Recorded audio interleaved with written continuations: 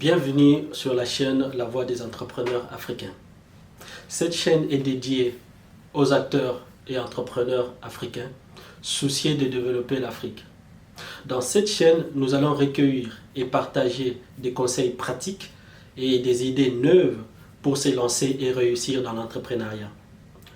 Nous allons également partager les outils, les méthodes et les apprentissages clés d'un entrepreneur à succès. Nous nous ferons également le plaisir d'aller à la rencontre des entrepreneurs africains pour comprendre leur parcours, leurs problématiques et leurs stratégies pour innover et se développer. Alors, si vous nous soutenez dans cette démarche, n'hésitez pas à vous abonner à cette chaîne et également nous laisser votre pouce bleu si vous êtes de bonne humeur, bien évidemment.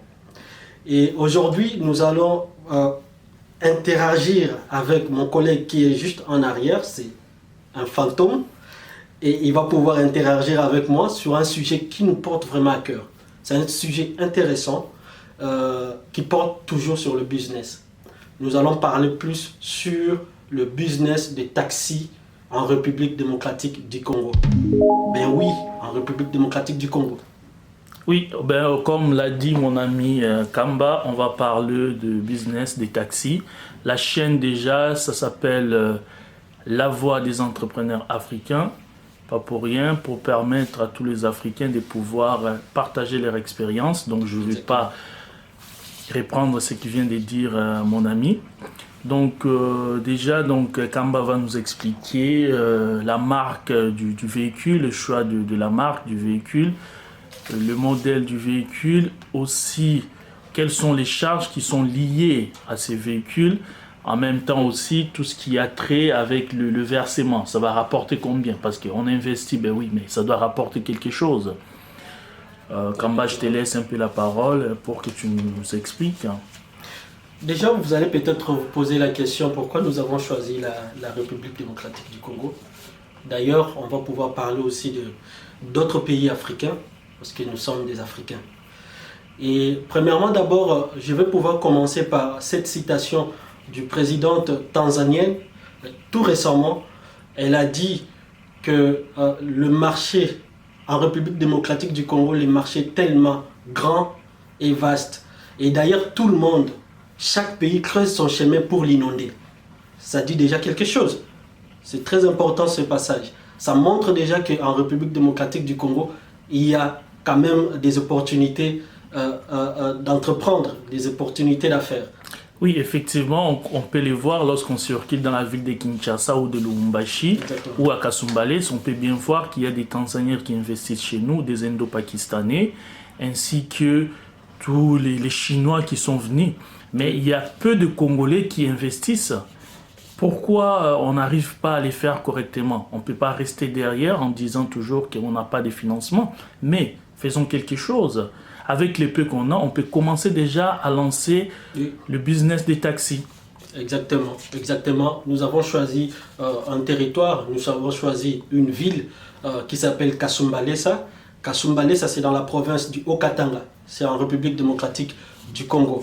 Et c'est un business de taxi qui rapporte bien sûr pour un entrepreneur courageux, pour un entrepreneur patient.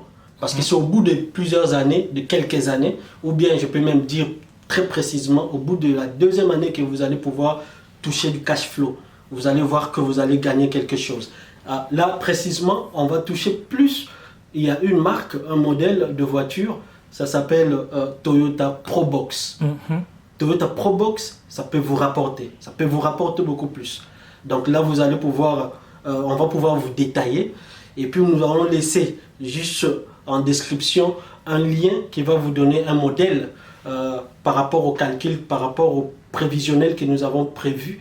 Ça peut vous aider parce que vous pouvez même l'appliquer, l'adapter même dans votre pays, que ce soit le Cameroun, que ce soit la Côte d'Ivoire, le Congo-Brazzaville, quand c'est d'accord. Voilà, donc c'est ça Toyota Probox. Maintenant, où acheter cette voiture? Est-ce qu'il faut, la commander au Japon ou en Europe ou en Belgique, ou il faut l'acheter sur place chez les concessionnaires? Oui, bien sûr. L'idéal ici, c'est d'acheter directement chez les concessionnaires. Pourquoi? C'est juste ça vous évite Donc l'acheter directement au pays. au pays. Voilà. Parce que ça vous évite quand même pas mal beaucoup de tracasseries. Notamment, La douane. voilà. Donc c'est vraiment même... Le coût de transport aussi actuellement, c'est très élevé. Oui, effectivement, c'est quand même très, très élevé. Donc là, on vous propose d'acheter ça sur place, en République démocratique du Congo. Là, je ne sais pas s'il y a d'autres qui connaissent Japanese Vehicle. C'est un site, vous pouvez aller japanesevehicle.com. C'est un site où vous pouvez acheter directement votre véhicule depuis le Japon. Donc, si vous avez la possibilité, vous pouvez aller sur le site et puis vous pouvez commander. Si vous avez besoin de commander directement, que vous pouvez aussi directement aller acheter dans des bureaux locaux. Et après l'achat, vous pouvez déjà mettre ça en service directement. Là, ça vous a évité vraiment pas mal, beaucoup de tracasseries. Oui, je trouve ça, c'est une très bonne idée d'acheter sur place, ça vous évite toutes ces charges. Mais après ça, vous achetez votre véhicule, il y a quoi comme charge? Oui, déjà le véhicule, là moi je vais vous dire d'avoir 4600 dollars américains, parce qu'au Congo c'est la dollarisation, hein, bien sûr, on ne va pas parler d'euros. C'est 4600 dollars. Si vous avez 4600 dollars, vous pouvez déjà lancer ce business de taxi à Kasumbalesa précisément. Avec 4600, ça inclut toutes les charges de départ. Oui, mais le Kasumbalesa, c'est-à-dire ça fait les trajets Kasumbalesa-Lubumbashi, parce que Kasumbalesa, on est un peu à la frontière avec la Zambie. Exactement, Voilà. Parce qu'il y a quand même cette affluence, ces mouvements de personnes qui bougent, parce que Kasumbalesa, c'est déjà une ville stratégique, c'est quand même... Une ville frontalière. Frontalière aussi avec la Zambie. Voilà. Donc du coup, ça explique même le choix de ce business à Kasumbalesa. Oui, mais dites-nous, quand même, on fait comment maintenant quand on vit par exemple en Allemagne, en Angleterre, ou on vit en France, on fait comment, ou en Belgique, on fait comment pour que notre véhicule soit bien géré? Oui, bien sûr, parce qu'on sait que c'est la problématique même. Parce qu'il y a beaucoup des gens de la diaspora, ils évitent ou bien ils hésitent d'entreprendre en Afrique, dans leur pays directement, leur pays d'origine. Le problème, c'est de trouver quelqu'un, la personne de confiance. Parce que c'est vraiment rare de trouver quelqu'un de confiance. C'est difficile, mais ce n'est pas impossible. Il y a des gens de confiance. Donc, si vous avez quelqu'un de confiance, vous pouvez déléguer votre business à la personne. C'est la personne qui va tout gérer.